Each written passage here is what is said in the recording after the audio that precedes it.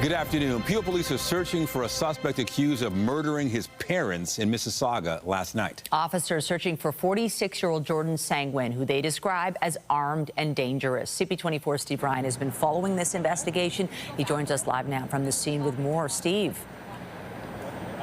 Michelle and Nathan, this occurred on Briarwood Avenue in Port Credit. It's one of the houses behind me here. This happened at 7 p.m. last night, and as you just mentioned, the police are actively searching for this now accused, who they believe murdered both his mom and his dad. Police initially responded to this location regarding a disturbance, and when they gained entry into the home, they found that the man and woman, both in their 70s, had obvious signs of trauma. Both were transported to hospital, where they both succumbed to their injuries. Now, earlier on, we did hear from Peel Police, and we got local reaction as well.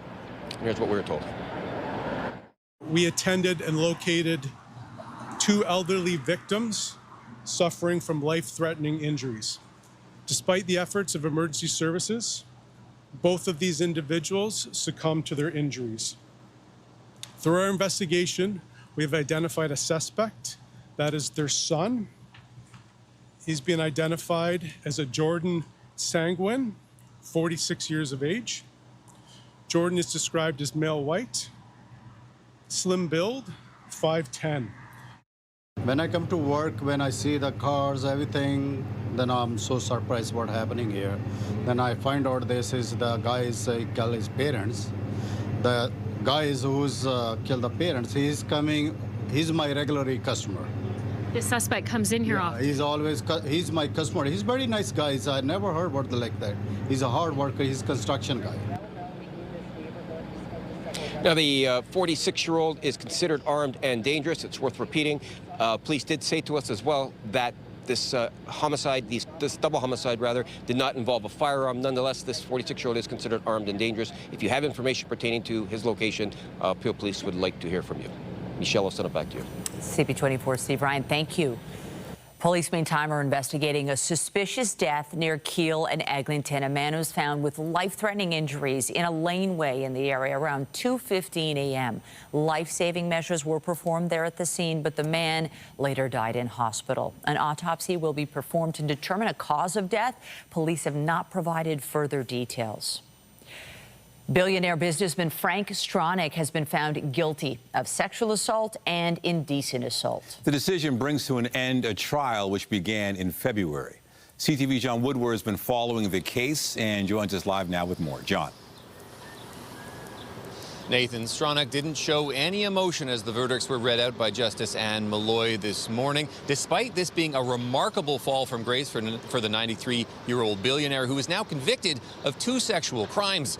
Stronach arrived in court this morning with his legal team at University Avenue. The founder of the auto parts giant Magna International had pleaded not guilty to 12 charges from 7 complainants that stretched back to the 1970s.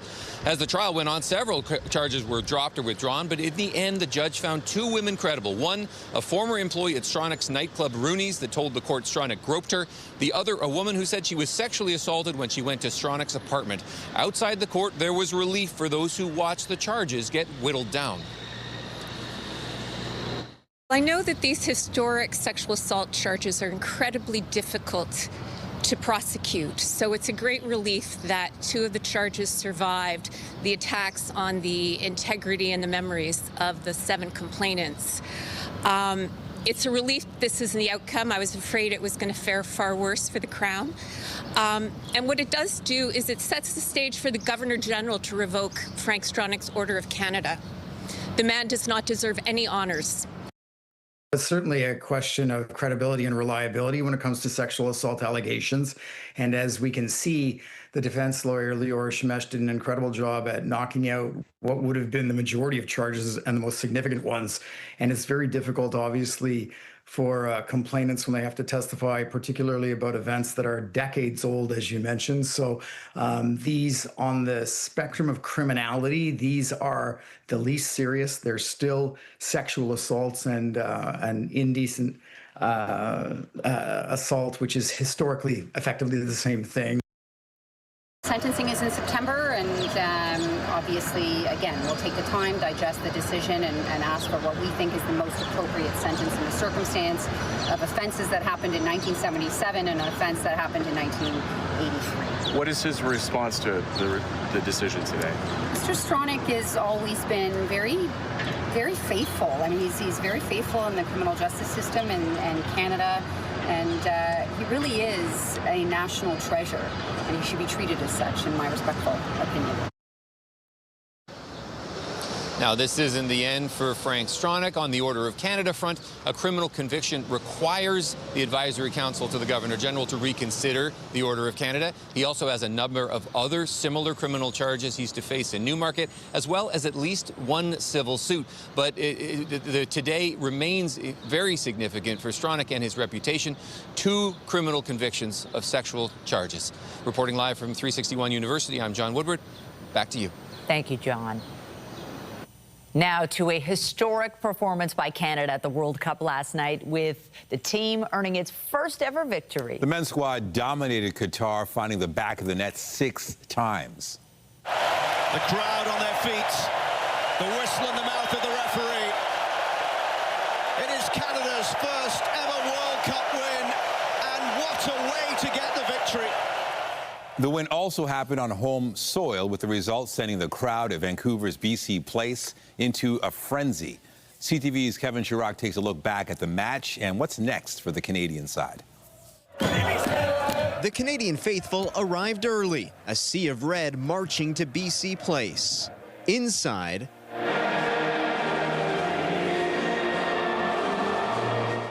a chorus of "O Canada" from more than 50,000 fans. Canada has had trouble scoring in the past, but not on this day. Kyle Larin got things rolling, and they were just getting started.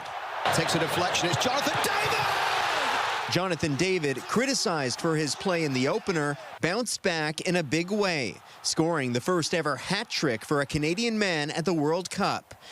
It wasn't all a celebration. Midfielder Ishmael Kone went down with a serious leg injury, but Canada pushed through. A dominant 6-0 win over Qatar, marking the country's first ever World Cup victory. I think it was just a complete performance from the team, and I guess we just showed the world who Canada is. After the final whistle, fans poured out of BC Place, and as you can tell, the party was just getting started. Pacific Boulevard turned into a dance floor. National pride and unity on display. Electric. It was something else. Going all the way. We're going all the way. That's right, all the way. Yes, Canada, what a game, what a game. We came from Montreal just to say this. It's amazing. We made history today, right? 6-0, history. With the lopsided win, Canada controls its own destiny. A win or even a tie with the Swiss on Wednesday means Canada will finish atop Group B. Kevin Chirac, CTV News, Vancouver. And Prime Minister Mark Carney addressed the team in the locker room after the match, praising the actions of Ishmael Kone and the team following his injury. It's in moments like that that you see character, a real team. He applauds the fans coming off. He shakes the hands of the Qataris coming off. Saliba comes on, steps up, scores. You hold up his jersey. Carney attended the game alongside his wife, as well as FIFA President Gianni Infantino. They were among thousands who packed BC Place to take in the match. And for more on the team's big win, we're joined by CTV's Craig Krause in Vancouver. Craig, we were hoping for a win, but that was just massive. I'm sure the city's still buzzing. It was electric. It was absolutely electric, Nathan. And good to see you both, Michelle and Nathan. It was the environment here in Vancouver. It's hard to put into words. I was among that crowd that was going from this bar that's just in front of me here and going around that last mile around Science World and to BC Place, chanting names from the team, of the senior men's team, chanting the anthem. It was an incredible atmosphere here in the city of Vancouver. But it wasn't just the 52,000 plus that was inside of BC Place. It was the thousands that are scattered around the downtown core. Granville Street was shut down for pedestrians. We saw tens of thousands of people in the downtown area celebrating after that big win over Qatar, 6-0. That happened all the way into the early morning hours. I took a drive before our morning hits here in Vancouver at about 5:30 a.m. and there were still people downtown celebrating this win. It was absolutely incredible for the city, and moving forward, I can't even imagine what it's going to look like next week. Oh, Michelle, Nathan? Goodness. Yes, and here in Toronto, watching it on TSN, we felt like we were part of it. Just incredible. And as much as I want to revel in this very moment, what's next for Team Canada now that we have this epic victory? Well, Michelle, for this team, it's really going to be about getting healthy. Obviously, we've seen Ishmael Kone go down with that devastating injury in that game last night. But we do know that Alphonso Davies, a star of this team, has been cleared to play. So many Canadian fans are hoping that he will be on the field next week when Canada takes on Switzerland here in Vancouver at BC Place. Again, this is a massive game for Canada. They took down Bosnia and Herzegovina. They took down Qatar, or they tied with Bosnia and Herzegovina. They took down Qatar yesterday. So, again, big 3 points yesterday, but this game next week at BC Place against Switzerland is massive for this squad. Yeah, Michelle, there's Nathan? so many different formulas and trying to figure out the math here, but they're close to clinching. Is there a chance that Vancouver could host a knockout game featuring Canada? So it's all about winning here, Nathan. So if they do tie next week, they could potentially win their group and then go on to the round of 32. So if they go on to the round of 32 and they win their group, they will play here at BC Place on July 2nd. If they win that game, then they move on to the round of 16. That will be on July 7th. Again, here in Vancouver at BC Place. But again, it all comes down to winning their games if they want to continue on in this tournament. Back to you. CTV's Craig Krause live in Vancouver. We look forward to you reporting about winning in Vancouver. Thank you. Yeah. The next World Cup match played in Toronto will be held tomorrow when Germany takes on Côte d'Ivoire. This morning, the city provided an update on traffic and transit management during the tournament. CTV's Jon Musselman has been following this story, and he joins us live now with the latest. John. Hi, Michelle. Yes, we're standing outside Toronto Stadium right now, and what we're hearing from city officials as regards to transit, everything seems to be working very well. Now, there was a news conference today to talk about some of the numbers and how they're moving thousands and thousands of soccer fans around the city. We're hearing that on the main lines that feed FanFest and Toronto Stadium, they're looking at ridership increase of more than 30%. So they believe that the resources they put in place are working. They're getting people to where they need to go, and they're hoping that this will continue. We're not even at the halfway point yet, but here is what they had to tell us this morning. Overall, we're very pleased with how the network has performed. Traffic has been manageable, and we've seen lots of numbers of people using transit, cycling, and walking. Vehicle travel times downtown on Friday, June 12th, our first match day, were consistent with the travel times on a baseline based on the previous 4 Fridays, well within the range of normal variation. Across the city as a whole, travel times were actually slightly better than average, again, well within the range of normal variation. So far, in terms of people's customer experience and satisfaction with the TTC, we're seeing over 90% customer satisfaction levels, which is outstanding. Specifically around people's feelings of safety on the TTC and transit, we're seeing that at over 90%. And just to contextualize those scores are coming from both local and regular riders and residents, but also from our visitors. So really excited to see that we're scoring so high on customer experience and hearing that from our customers. This is a success story to date. We are seeing that our service plan is adequate, is moving the ridership across the region that was expected to be seen. Game day service to and from Exhibition Stadium has been very successful. We've been seeing on average for the games close to 20 to 25,000 riders just using Exhibition Stadium. So it's pretty quiet around the stadium today. This is a non-game day, but as you mentioned, tomorrow it will be very busy down here, 4 o'clock tomorrow afternoon for the big game with Germany and the Ivory Coast. Reporting live, I'm Jon Musselman. I'll send it back to you. Thank you, John. Meanwhile, a collision and fire on the Gardiner Expressway this morning sent 2 people to hospital. Toronto Fire says at around 9:30 it received reports of the crash in the eastbound lanes just past Yonge, not far from Scotiabank Arena. As many as 4 vehicles were involved in the crash. Paramedics say they transported 2 people from the scene, both with serious but non-life-threatening injuries. Traffic was forced to exit the Gardiner as emergency crews responded, but 1 eastbound lane has since reopened. There are no scheduled subway closures this weekend, but the TTC is preparing to roll out its summer service schedule. As of Monday, weekday service will resume on the 200 and 201 bus routes connecting Rouge Hill GO Station to the Toronto Zoo and Kennedy Station to Bluffers Park. Service on the 92 Woodbine will increase in the evenings, Monday to Friday, for riders headed to or from Woodbine Beach. At the same time, some express bus service will be suspended, with officials citing reduced demand as the reason there. Meantime, the TTC says it's adding more capacity on Line 5 Eglinton during weekday rush hours, with trains arriving every 3 to 4 minutes during peak periods. And we are rolling into another weekend in June with really lovely conditions on tap. We've got sunshine in store and comfortable temperatures. What more could you want? A live look at Nathan Phillips Square. Lovely seeing the pitch. Always busy during the World Cup. Lindsay Morrison is here with everything you need to know. Lindsay. And Michelle, you're right. It is looking like a really nice weekend, and a nice kickoff to the weekend happens today. Nice to see clear sky across southern Ontario. A lot quieter on the satellite and radar today compared to yesterday when we had those scattered showers and in and out clouds. We are still windy today. This is worth pointing out. Winds still directly out of the west at this hour, gusting close to 50 kilometers per hour in places like Hamilton, Peterborough, and Niagara Falls, but not gusting to 70 anymore. 22 degrees is where we stand this hour at Pearson Airport, on our way to a forecast daytime high of 24 degrees. Technically, we are on the cool side of seasonal the next few days. It's a sunny one today. UV index number 8 is what we can expect for today, and there's lots more sunshine to look forward to this weekend. Coming up, we'll take you through the Father's Day forecast. That's ahead. For now, Michelle, over to you. Thank you, Lindsay. Premier Doug Ford will be holding his annual barbecue today. Ford Fest is taking place today in Scarborough. Ford Fest runs from 5 p.m. to 9 p.m. at Thompson Memorial Park near Brimley and Lawrence. The Premier says the free event, which has previously been held in the Ford family's backyard in Etobicoke, will include hot dogs and burgers, as well as giveaways for the first 500 guests. There will also be carnival rides for the kids. A new poll from Liaison Strategies finds the Ontario Liberals are building momentum.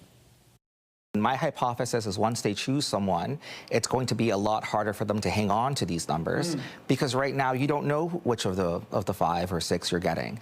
And so it's sort of choose your own adventure. What I will always say is trend is more important than any individual poll. Since March, we've been seeing this very tight band of support between the Liberals and the Conservatives.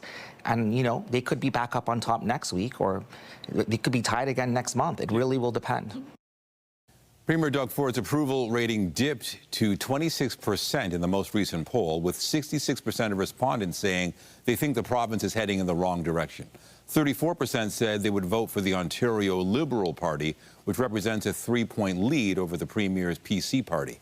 Meanwhile, 20% indicated they would vote for the Ontario NDP. A new report says the province needs more than 1 million university graduates over the next decade if it wants to keep up with labor market demands. The report, conducted by Stokes Economics on behalf of the Council of Ontario Universities, it found the number of graduates that will be needed to fill job openings in careers that typically prefer a university education is roughly 56,000. The 3 fields with the greatest demand are STEM-related jobs, with those industries needing more than 200,000 graduates over the next decade. The House of Commons has risen for the summer, leaving some key legislation in limbo. CTV's Rachel Aiello takes a look at what was accomplished this session and what was not. I think I'll be taking a week somewhere, yeah. Very nice. Yeah, take care. MPs are now on summer recess. The House of Commons adjourning Thursday afternoon after what the Liberals say was a productive sitting. In the spring sitting we are finishing today, MPs passed 21 government bills in the House in 14 weeks. Among the key pieces of legislation the government has recently passed are a series of justice bills, including on bail reform and hate crimes, legislation to implement the measures promised in the budget, and the bill granting police new access powers, though those last 2 still need to clear the Senate. There are also several bills that have been left in limbo until the fall. including the so-called Safe Social Media Act, privacy reform legislation, and a bill to ban goods made with forced labor. The Conservatives, despite agreeing to wrap a day early, said Prime Minister Mark Carney didn't get enough done, slamming him for skipping dozens of question periods. Canadians will continue to ask, where are the results, while the Prime Minister continues to hide. When the spring sitting began, Carney had a minority government. But thanks to floor crossers and by-elections, the Liberals secured a majority in April, making it easier to advance their agenda. So they're basically working as if they were the only party in the House. Asked if he's kept track of how many times the Liberals leveraged their standing to shut down debate, the government House leader said no. I have not. Why not? I have bills to pass, work to do. MPs will be spending the next 2.5 months in their ridings, with the Liberals headed into the summer hiatus with a double-digit polling lead over the Conservatives. Rachel Aiello, CTV News, Ottawa. And CTV's Jeremy Charron was also in Ottawa. He joins us live now. Jeremy, the summer off does not mean no work over the next few months. Lots to get done. CUSMA talks are expected to be a major focus for parliamentarians over this summer. What more can you tell us on that front? Yeah, Michelle, this just means, the legislative agenda gets paused for the summer, of course, and parliamentarians won't be here in Ottawa. But to your point, there's still a lot of work to get done. And I suspect that the Prime Minister and his team will be quite busy this summer, especially focused on trade negotiations with the U.S. There is a CUSMA review, of course, up July 1st. Everyone is watching closely to see what happens. July 1st is the deadline for Canada, the U.S. and Mexico to determine whether or not to extend the deal as is for another 16 years. That is highly unlikely to happen. Canada and Mexico have said they'd be willing to do so. In fact, they would like to do so.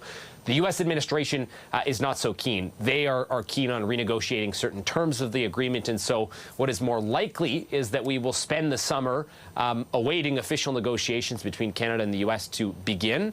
And we will see the new terms of a new deal negotiated throughout that period. It could take some time, could take a year or multiple before we see a new iteration of the Canada-U.S.-Mexico agreement. But it is highly likely that the one that exists right now will not remain past July 1st. And so what we're likely to see this summer is a lot of focus on those talks and whether or not Canada is able to accomplish what it is looking to accomplish. They are trying to, gain some or get some relief for industries hit hard by tariffs, steel and aluminum industry, the auto sector, softwood lumber. While we know the U.S. administration has some key irritants they are looking to address in negotiations as well. So a lot at stake this summer, Michelle. We may not get all the answers through the summer period, but certainly there will be a lot of work being undertaken throughout the summer months to try and make progress towards an eventual new trade agreement between Canada, the U.S. and Mexico. Jeremy, are there any other pieces of legislation that are likely to be hot topics over the summer? What about that social media ban? Yeah, I think the social media ban will be certainly a contentious, topic of conversation throughout the summer. Of course, a new piece of legislation that the government's tabled did not get through the House of Commons prior to the summer break. It was never expected to. I think that will be something that will be certainly focused on, and the government will be looking to frame the conversation around that, what they're looking to achieve and how it could work moving forward. The other big one that I think many will be focused on is a privacy reform legislation. The government has been working on new privacy reform legislation in the context of specifically its new AI strategy. We've heard a lot about, what kind of guardrails will exist to protect Canadians as the government moves along with its new AI strategy. That privacy reform is looking to ensure that Canadians like you and I have access to certain things that can help us protect our privacy online in this new age. So the government is touting this as a key piece of legislation that will help be a safeguard with its new AI strategy. So I expect we'll hear a lot about that, and that'll be one of the first kind of priorities come the fall session for the government. CTV's Jeremy Charron live in Ottawa on this Friday. Thank you. Yeah, anytime, Michelle. In Lebanon, Israel and Hezbollah have agreed to renew their ceasefire, but not before there was an escalation in fighting. 18 people were killed in Israeli airstrikes overnight, and 4 Israeli soldiers died in attacks by Hezbollah. The deadly exchanges have created uncertainty about the timing of negotiations between the U.S. and Iran. Talks between the two sides scheduled for today in Switzerland have been postponed as the fighting flared. Tehran has insisted ending the fighting in Lebanon is one of the conditions for a broader U.S.-Iran peace deal. Some tense moments in California when a shark was spotted following a surfer. The drone video was taken off the coast of Santa Cruz recently. The shark was seen lurking after the man on the board caught its attention. The predator began to close in, circling that surfer. At one point, it went right up behind the man, closing to within a few feet before peeling off. But through all of this, it's unknown if the surfer ever even had any idea that the shark was there. Well, it was a windy day yesterday, a blustery one for sure. Here's a look at some of the peak gusts that were recorded across our province. Waterloo, Ontario, upwards of 70 kilometers per hour. Us too at Toronto Pearson. Today, it's a little less windy, but still breezy out there overall. Tomorrow is another game day at Toronto Stadium. Here's a look at what you can expect around 4 p.m. It's a good-looking day, but we can't rule out the possibility of a quick passing shower. Father's Day is looking great during the day, but some cloud cover is going to increase for the evening hours, and then by Monday, we're into a bit of rain. So we'll take a look at your 7-day weather forecast after this break here on CTV News at noon. When you see it happen, send it to CTV News. Text 10400 from your screen to ours. Text 10400.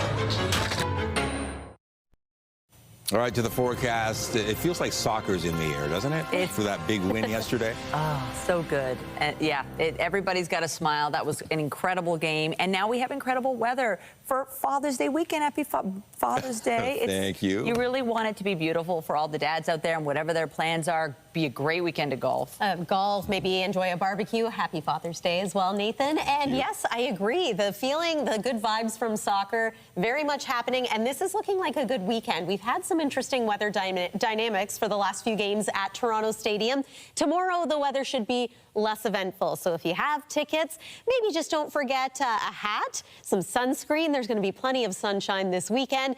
Next week, there are a few more games too, and the weather could be a little more unsettled then. So let's give you an idea of what you need to know. Weather is brought to you by the Presler Law Firm Injury Lawyers. You don't pay unless they win. And here is a live look at Toronto Stadium. This view coming from Hotel X. What a great view it is. A couple of clouds in the area, but also mixing with sun today. It is drier just about everywhere. We had those spotty showers yesterday. That is less of a concern today. And temperature-wise, we're not too far off the seasonal mark. Here's where we stand right now, 22 degrees. You are going to find it a little cooler and a little more unsettled this weekend if you're joining us from central portions of Ontario, Wyerton, Muskoka, for example, and a little unsettled around Ottawa today also. Today's high locally, 24 degrees. Average temperature this time of year is 25. Not much in the way of humidity. Essentially, what you see is what you get when it comes to that temperature.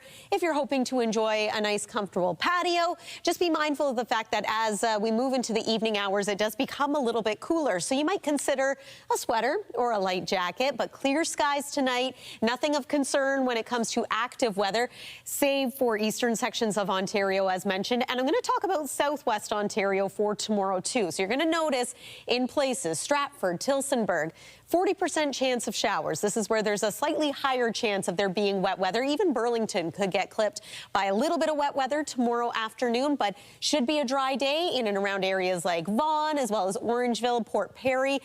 As I was saying, a bit more unsettled the further north and east you go, and that includes areas like Haliburton and Algonquin Park. Your watch party weather for Saturday, if you're hoping to enjoy the game at FanFest. Again, conditions look good, but we'll call it a 30% chance of a quick passing shower for your Saturday afternoon and early evening. Right now on the satellite and radar, we've got mostly sunny skies, a little bit of cloudiness mixing in places, still dealing with this big area of low pressure. And as it rotates, that's what's bringing more rain to eastern sections of Ontario. It's another disturbance that swings through tomorrow and again impacts areas, for example, like perhaps Hamilton into tomorrow afternoon and into the evening. We have a slightly elevated chance of a passing shower in Toronto, and you can see that it is a bit more unsettled overall for the Nickel Belt region, as well as communities east of Georgian Bay and into in and around Ottawa and the border of Quebec. 7-day forecast looks like this. Saturday's pretty good. Sunday, spectacular. Lots of sunshine. I will say, though, that it looks as though some cloud cover is going to increase before the day is finished, and perhaps a few showers to begin Sunday night. But what's more likely is that Monday is a day with periods of rain. It is going to be a little cooler that day, too. We're inching closer to seasonal by the middle of next week. Lots of sun for Tuesday, but keeping an eye on Wednesday and Thursday for possible showers returning. That's the weather for now. Nathan, over to you.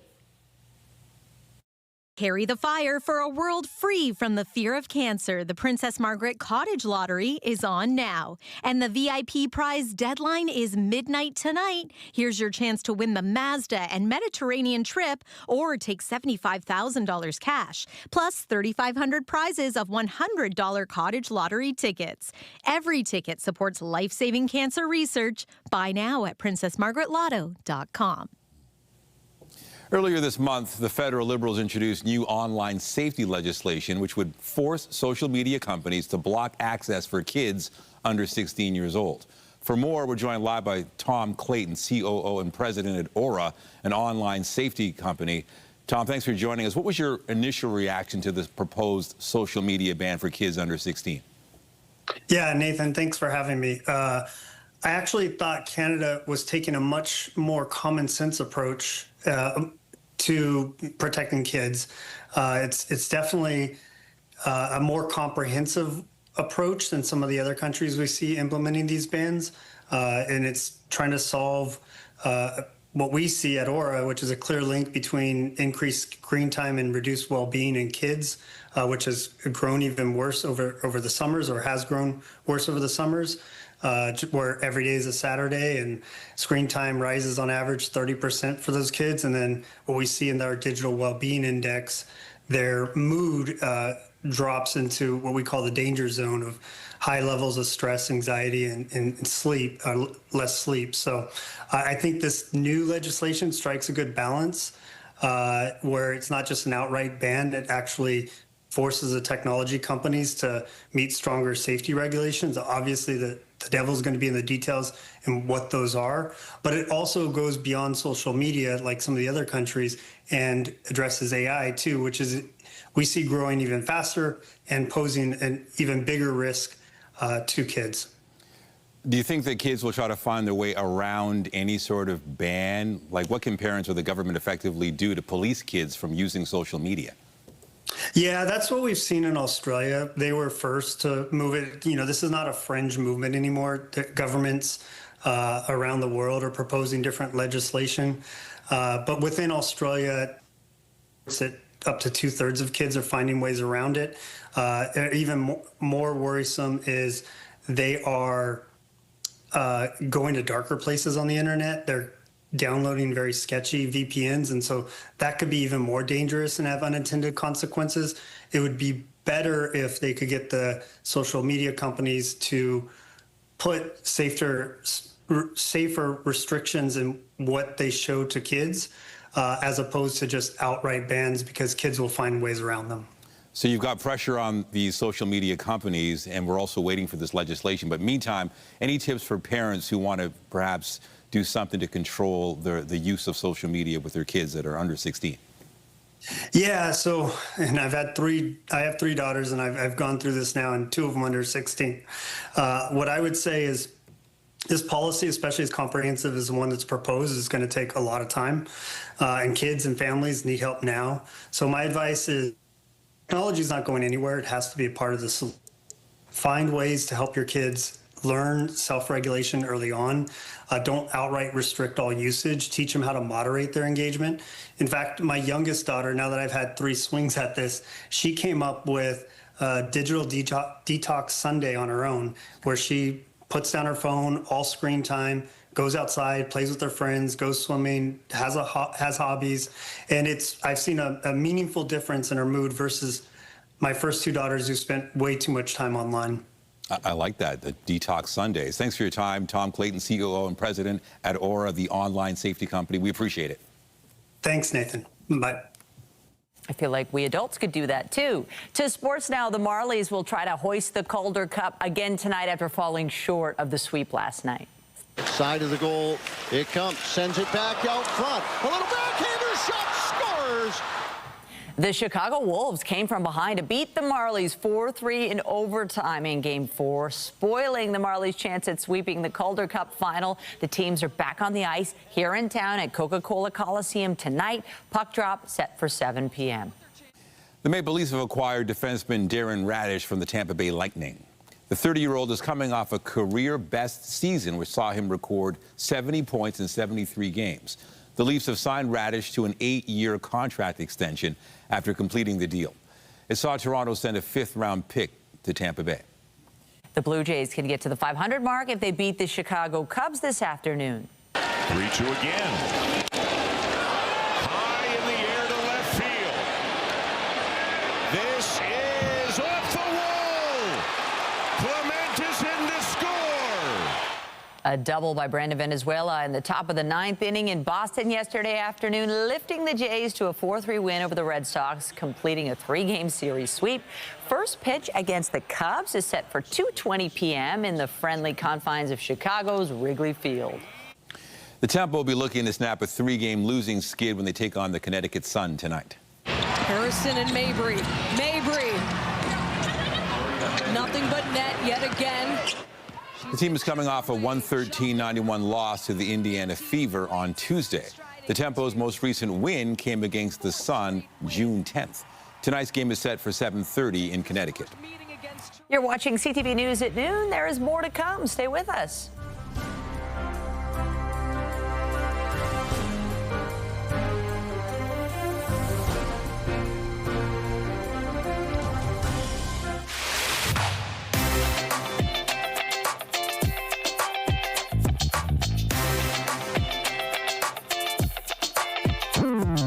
Queen Street West is legendary. The energy here is amazing. There's always something going on.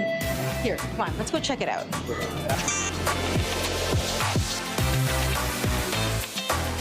Trinity Bellwoods has something for everyone. They've got tennis courts, volleyball courts, a baseball diamond. And if you have a dog, and it kind of feels like everybody in the city has a dog, myself included, they have a fantastic off-leash dog park. And pro tip, if you're coming during cherry blossom season, it's one of the maybe quieter spots to come and snap a pic of the beautiful flowers.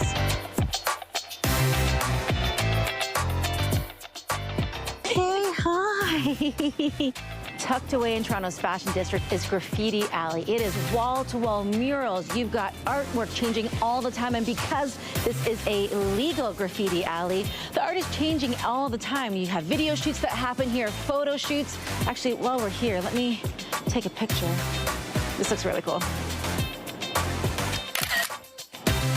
Now, the Rex has history here on Queen Street West. It is a great place to come for live jazz. You've got the blues, really chill vibes. You can also go in, grab a drink and some bites. It is historic here on Queen West.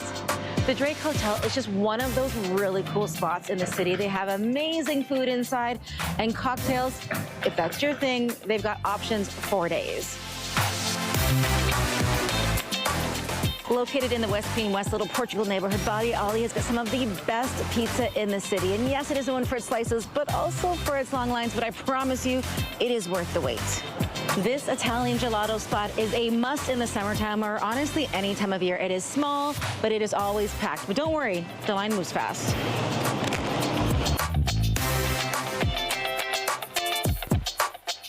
From incredibly bold street art to diverse eats, Queen Street West is just where Toronto comes alive. For more information, you can visit our website.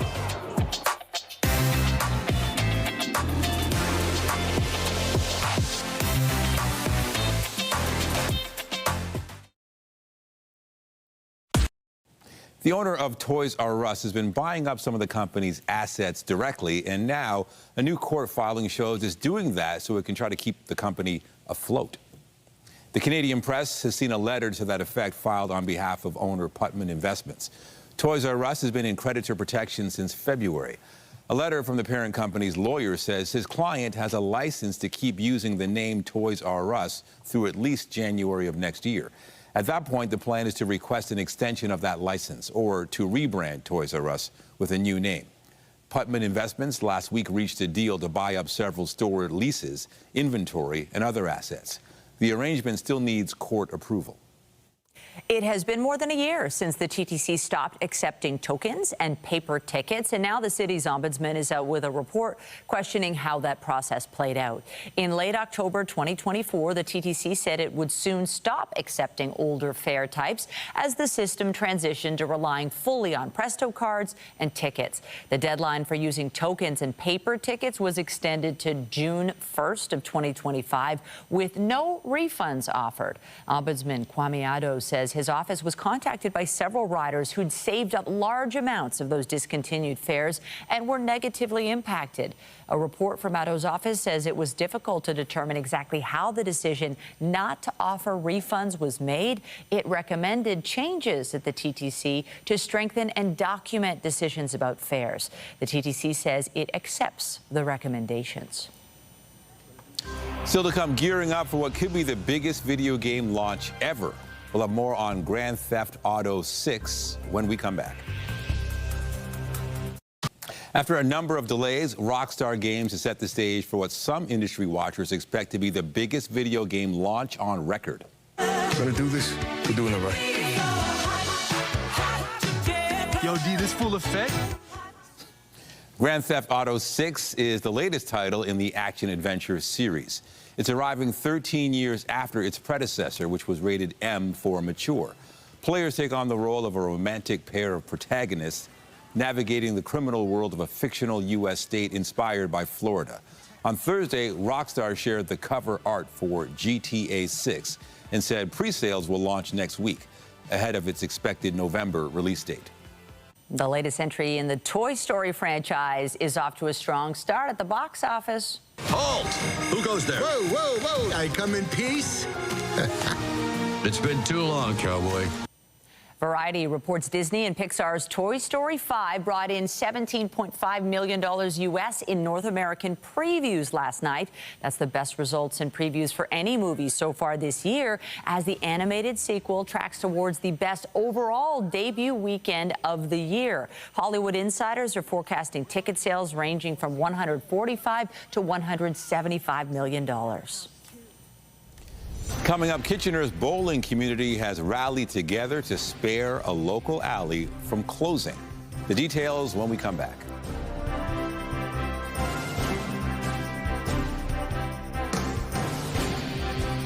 A surprise purchase has spared a Kitchener bowling alley from closing. The facility announced in May it would be shutting its doors for good, but a pair of the alley's most dedicated bowlers are striking out on a new business venture to revive it. CTV's Spencer Turcott reports. The echo of bowling balls crashing through the pins of this Kitchener bowling alley has faded, but that will soon change. Planning on doing some painting design. In late April, word spread that AMF Frederick Lanes would be closed by its U.S. parent company in May. Heartbroken bowlers came forward expressing how big of a loss that would be, even launching a petition to save the alley. We were given so little notice that, yeah, it did not feel good. So it was sort of like a shared sentiment with the bowling community, was just that it was devastating. Then two of the alley's biggest fans made a bold move after it became clear this place was too important to lose. For Cassandra and I, almost like this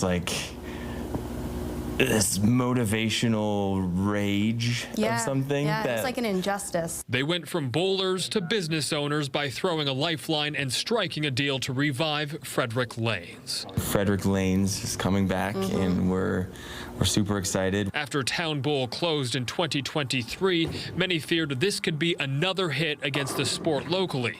Instead, a community hub comeback for local league legends and bowling beginners. We're hoping to keep it quite affordable and really consider the cost that it would be for a family of so many to come in. The new owners say there's still plenty of work ahead, and while they don't have an exact reopening date pinned down, I would like to have this place open this summer. We want to be open, hopefully, mid-July. As they work to keep the customers rolling in, the pair are learning the business side of the game. There's so many things in this facility that are way above my pay grade. Everyone who was working here before this whole thing happened, that each of them know way more than I do about everything that goes on here, and so many of them I'm hiring back. But the hard work is well worth it, they say, because this was never about saving a building. It was about preserving a community, one that refused to let Frederick Lanes end up in the gutter. Spencer Turcott, CTV News, Kitchener. In the gutter. I love those bowling puns. You good at bowling?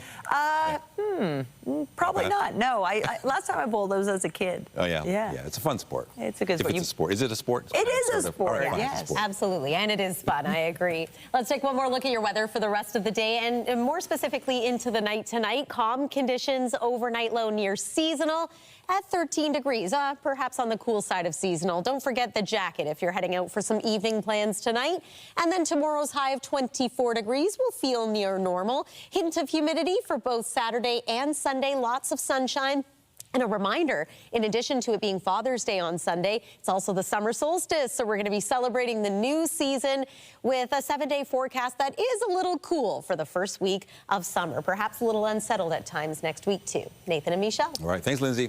And that's it for CTV News at noon. Remember, you can get Toronto's breaking news all day long on CP24 and at ctvnewstoronto.ca. For Lindsay Morrison and all of us here, have a pleasant afternoon. I'm Michelle Dubé. And I'm Nathan Downer. Be sure to join us later for CTV News at 5 and 6.